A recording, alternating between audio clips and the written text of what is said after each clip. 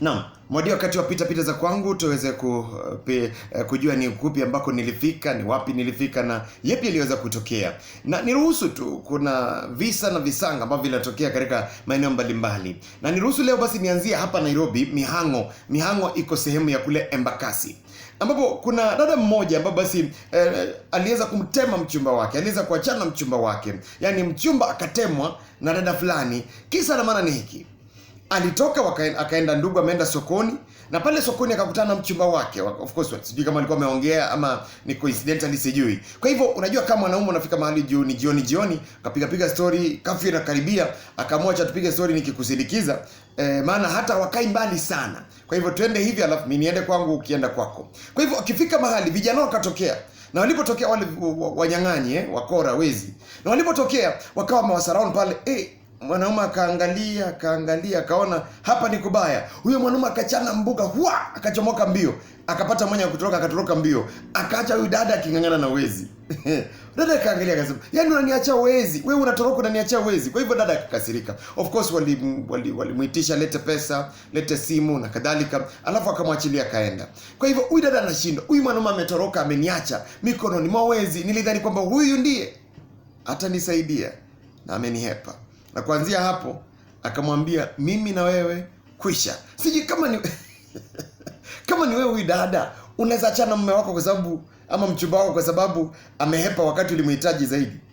Sijui dada alimwambia usiniite, usinipigie simu tena, akamblock, kaisha. So sijui ilifanyika Embakasi hapa Nairobi. Nikasema wacha niachane Embakasi. Nikavuka milima Mbonda nikaenda mpaka eneo la kule Matu. Ujaza Matu eneo la Mayuni Matu, ambapo kuna kioja kilitokea, ambapo basi mzee mmoja alipomfokea jamaa mmoja ambaye aliamua kuoa dada yake. Yaani itakuwaje? Huyu jamaa ni mtu ambaye alienda akamchumbia msichana wa huyu mzee, na akasema kwamba atamuoa. Na baada ya kusema atamuoa, akafika mahali wakatofautiana. Walipotofautiana, huyu jamaa akasema siendi mbali, akaenda sasa kwa dada ya baba huyu msichana ambaye waliachana. Kwa hivyo kwa ile anti huyu msichana ambaye waliachana. Kwa hivyo akaenda karusha mistari pale. Sasa akaona surely, alisema mimi siendi mbali, kama huyu jamaa anapenda hii familia sijui ama ni kulipiza kisasi, sijui. Anyway, yalifanyika wapi? Eneo la Matu. Na niruhusu nikapata kuvuka milima Bonda, nikasema ya Matu niachane nayo. Nikavuka mpaka eneo la Ndaraweta. Ndaraweta iko kule Bomet. Watu wa Bomet mpo kule Ndaraweta. Na kule Ndaraweta kile kilifanyika Bomet ni kwamba Ndaraweta ni kwamba ushaipatia mtu kazi. Kuna mwanamume mmoja alienda akapewa kazi katika boma moja, akaambiwa wewe ndio unifiekee nyasi hapa, ndio nilimie hapa. Kwa hivyo naye alipopewa kazi akaonyeshwa shamba ndio inafika hapa na kadhalika. Jamaa akaenda akaweka dosi kidogo, akaenda akachapa glass moja mbili hivi, ndio akuja chape kazi. Kwa hivyo kwa kuja kuchapa kazi, sijui nini ilifanyika, dosi zikamwambia shamba ni hili. Kwa hivyo yeye hakwenda kwa shamba la yule mwenye alimtuma, akaenda kwa shamba la yule jirani. Akaenda akachapa kazi, akalima shamba, akafyeka, akalima shamba. Baada ya kumaliza anaenda kwa mwenyeji, anamwambia haya, nipatie balance ambayo imebaki. Mwenyeji akasema acha niende kuangalia shamba. Kwenda kuangalia kwa shamba, jamaa lilimba shamba la jirani, si lake. Kama ni wewe utafanya, amelima shamba la jirani, so utamlipa? Na sasa atarudi kulima lako, na jirani atamlipa kweli? Tafakari zaidi. Pita za kwangu zina mambo nakwambia. Nimalizie katika eneo la kule Meka kule Embu. Kuna pasta mmoja ambaye basi alifika mahali kijana yake ni pasta ambaye amechumbia msichana fulani na anatamani waoane. Kwa hivyo basi si yeye, kijana yake ndiye amechumbia msichana mwingine pale, ambapo ni msichana wa kanisani. Lakini la kustajabisha ni kwamba pasta ameenda akasema, ili tuendelee na shughuli ni ruhusu kijana wangu alipe mahari na aoe msichana wenu. Sikatai, msichana wenu ameokoka, lakini pia na nyinyi wazazi muokoke kwanza, ndio niruhusu kijana wangu aoe msichana wenu. Swali najiuliza pale, huyu kijana anaoa wazazi ama ni msichana? So lazima wazazi waokoke ndio kijana akubaliwe na pasta kuoa yule sijui, ama kuna mila ambazo anajaribu kuavoid, sijui. Lakini yani wazazi wasipookoka, basi kijana wako hataoa huyo msichana.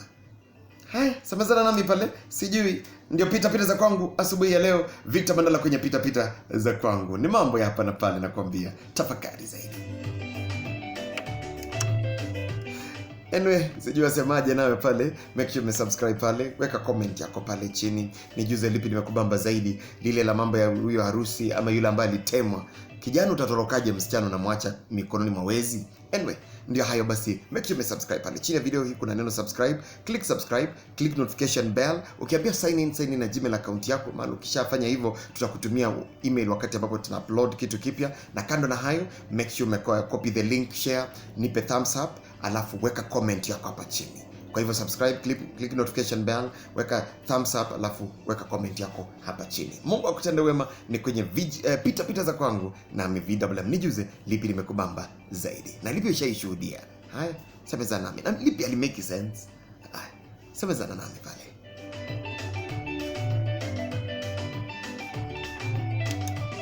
Anyway, baada ya zile pita za kwangu, penda msikilizaji, muda ndio huo, tuweze kumalizia kipindi chetu cha leo, na natumai basi popote pale ulipo unazidi kubarikiwa, unazidi kujijuza mengi, na nashukuru sana kwa kila mmoja ambaye amekuwa pamoja nami. Ninapoangalia pale kwenye jumbe, naona kuna huyu anasema pale, Victor hata chenye kinachangia hiyo tabia ni uongo, ni tabia chwara zaidi hiyo. Mwingine anasema pale, Robert Mutuku kutoka Ruiru anasema sikubaliani kabisa na hayo maoni ya Charity Ngilu. Vile mwingine anasema Mado, wote wameathirika na vile wanaume hawaongei. God have mercy, anasema wanaume tu ndio wanaongei. Asante Viki. Mama David, maoni yangu na muunga Ngilu mkono, na zaidi ya yote tuombe na wanarika sana wasiogope ndoa, wamhusishe Mungu. Lakini mwingine anasema pale Victor, okay, Kaluki, na support Kaluki cause ni wanawake wametumika vibaya, hata wenye wanafanyika tabia mbaya ni wanawake tu. Hapana. Okay, anasema ni wanawake ndio wanaumia zaidi, asema pale. Alafu ninapomalizia, mpendwa msikilizaji, tupate kujua mambo vipi pale. Nashukuru kwa kila mmoja ambaye ameweza kuchangia pale kwenye Twitter, kwenye Facebook na kadhalika. David Kerry anaongezea pale akisema, Victor, hapo ni ukweli usiopungika. Ukiangalia sasa ni hivi wameathirika sana na mauaji ya wanadada. Okay, asema pale. Nashukuru kwa wote ambao wametuma jumbe zenu. Bila shaka timu hapo saa 4 kamili utakuwa na mwenzangu Dina Ndenga baada ya Shajara pale kwenye kipindi cha Mixed Flavors. Na kumbuka basi muda sio kwa mrefu pia utakuwa na mahubiri kutoka Calvary Chapel, na mwendo saa 10 Benson Mwanza na kipindi cha Mavuno. Mimi hapa VMM namalizia kwa kusema hivi kwamba naam, tunasema kwamba huenda tukaona visa vya wanawake, na weekend hii ambayo imepita tu, natumai labda tunasahau kuna wanaume wawili waliuawa kule Kiambu. Vile pia wanawake wanauawa. Najaribu tu kuelezea kwamba ni wote wanaumia. Kuna visa Githurai, pia kuna kisa cha hivi majuzi tu ambacho kilitokea ambapo pia kuna mwanaume waliuawa. Kwa hivyo ni wote, ni vile tu kuna mmoja amesema wanaume waongei sana, lakini licha yote ni kwamba ni dhuluma za kijinsia, aidha wa kike wa kiume, ni dhuluma ambazo ni mbaya, ambapo tunahitaji tukomeshe mara moja na tuombe, maana wote wanaathirika. Mwanaume mmoja ama mwanadada mmoja kuaga dunia kwa sababu ya mambo ya kiuhusiano si kitu chema. Kwa hivyo tuzidi kuomba, na iwapo umefika mahali uhusiano ni kana kwamba it's not working, as I said earlier, please just walk away from it. Toka pale. Sisemi kwamba talaka watu watalakiana ovyo ovyo, lakini if you can't solve the issues that are facing you, mbona ukae pale na mtu anatishia nitakuua, nitakufanyia hivi? Hapana, usingoje kuuawa, maana hutajitetea kama umeaga. Mungu akutende wema. Mimi hapa ni VMM, hadi hapo kesho. Shalom. Tuzidi kuombeana zaidi. Osana Macheo na Victor Mandala, VMM. Osana Macheo. Naam, nashukuru sana. Mungu akutende wema. Bye bye.